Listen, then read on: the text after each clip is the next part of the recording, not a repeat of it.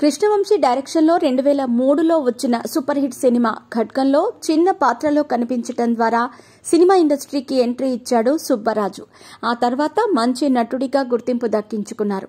కృష్ణవంశీ ఇంట్లో computer repair చేయడం కోసం వెళ్లి ఖడ్గం సినిమాలో అవకాశం దక్కించుకున్న సుబ్బరాజు అదే ఏడాది అమ్మా నాన్న ఓ తమిళ అమ్మాయి సినిమాలోనూ నటించడంతో మంచి గుర్తింపు లభించింది. ఆ తర్వాత పూరి జగన్నాథ్ సినిమాతో సుబ్బరాజు వెనక్కి తిరిగి చూసుకోవాల్సిన అవసరం రాలేదు. తక్కువ సమయంలోనే మంచి పాత్రల్లో నటించే అవకాశం రావడంతో ఇండస్ట్రీలో మంచి స్టార్గా ఎదిగారు. విలన్ గా, కమెడియన్ గా, క్యారెక్టర్ ఆర్టిస్ట్ గా సుబ్బరాజు పోషించిన పాత్రలు ప్రేక్షకులను మెప్పించడంతో ఇండస్ట్రీలో పాతుకుపోయాడు.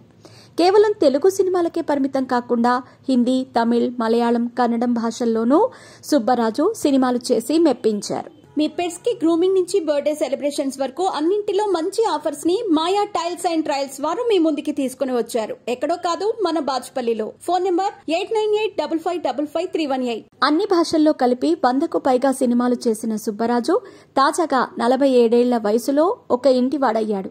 ఎన్నోసార్లు ఇంటర్వ్యూల్లో పెళ్లి గురించి ప్రస్తావన వచ్చినప్పుడు ఆసక్తి లేదు అని చెప్పిన సుబ్బరాజు ఎట్టకేలకు పెళ్లిపీటలెక్కారు. వివాహ బంధంలో అడుగు పెడుతున్నట్టుగా సుబ్బరాజు స్వయంగా సోషల్ మీడియా ద్వారా పెళ్లి ఫోటోను షేర్ చేయడం ద్వారా క్లారిటీ ఇచ్చారు. సుబ్బరాజు పెళ్లి గురించి ఎలాంటి హడావుడి, రూమర్లకు తావు లేకుండా సైలెంట్ గా పెళ్లి చేసేసుకున్నారు.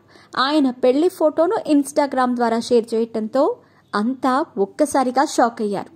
సోషల్ మీడియా ద్వారా వెన్నెల కిషోర్తో పాటు ఎంతో మంది ప్రముఖులు, నెటిజన్స్ శుభాకాంక్షలు తెలియజేశారు.